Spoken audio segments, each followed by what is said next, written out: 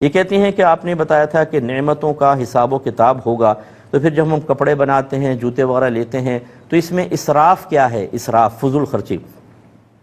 دیکھیں اللہ تعالیٰ قرآن پاک میں واضح فرماتا ہے کہ ثم لتسألن یومئذ عن النعیم، پھر تم سے اس دن نعمتوں کے بارے میں ضرور سوال کیا جائے گا۔ دوہری تاکید ہے اس میں، لام تاکید بانون تاکید ثقیلہ، ڈبل ہے یہ تاکید، ضرور تم سے نعمتوں کے بارے میں سوال ہوگا۔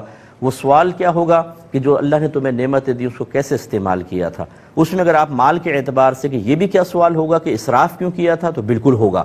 اب اسراف کی تعریف یہ ہوتی ہے کہ آپ نے کوئی چیز، کوئی بھی اللہ کی نعمت اس طرح استعمال کی کہ اس میں نہ دین کا فائدہ ہے نہ دنیا کا فائدہ ہے، تو پھر یہ اسراف کہلاتا ہے۔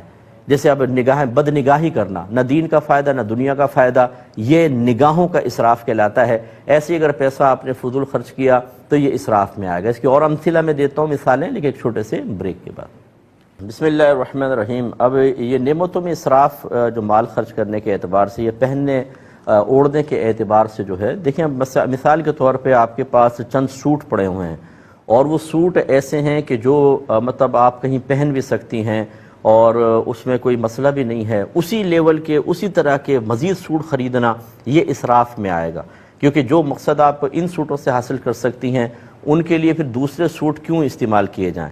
ہاں یہ عورتوں کا بڑا مسئلہ ہوتا ہے کہ اگر ایک شادی میں ایک جوڑا پہن کے چلی گئیں تو چونکہ دوسری عورتوں کی نگاہیں عقاب سے زیادہ تیز نگاہیں ہوتی ہیں، وہ یہ تک بتا دیتی ہیں کہ اس نے اوپر کی قمیض بدل لی ہے لیکن شلوار وہی پہنی ہے جو زینت خالہ کی شادی کی خالہ کی بیٹی کی شادی میں پہنی ہوئی تھی۔ وہ دوسری پوچھتی ہے وہ کیسے؟ کہتی میں نے دیکھا تھا اس کے پائچے کی تیسری سلائی ادھڑی ہوئی تھی۔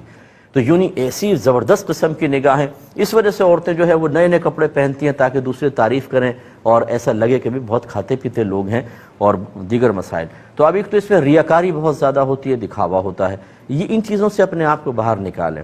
آپ اچھے کپڑے ہیں آپ کے پاس، ان کو آپ استعمال کریں، یا پھر ان کپڑوں کو آپ سیل کر دیں، بیچ دیں کچھ کم قیمت پر، پھر آپ دوسرے کپڑے خرید لیں، یہ بہت اچھا ہے۔ یا اگر بہت زیادہ ہے تو غریبوں میں تقسیم کر دیں اگر آپ کو اللہ نے توفیق دی ہے، پھر نئے کپڑے آپ لے لیں تو چلیں اب وہ آپ کی ضرورت میں بھی آ جائیں گے۔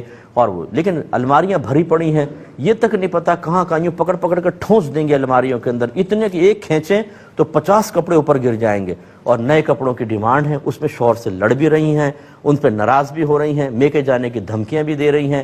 اس طرح کی نعمتوں کا جو بے جا فضول خرچ ہے یہ قابل گریفت ہو سکتا ہے، اس لیے اس پہ تھوڑا سا توجہ فرمائیں۔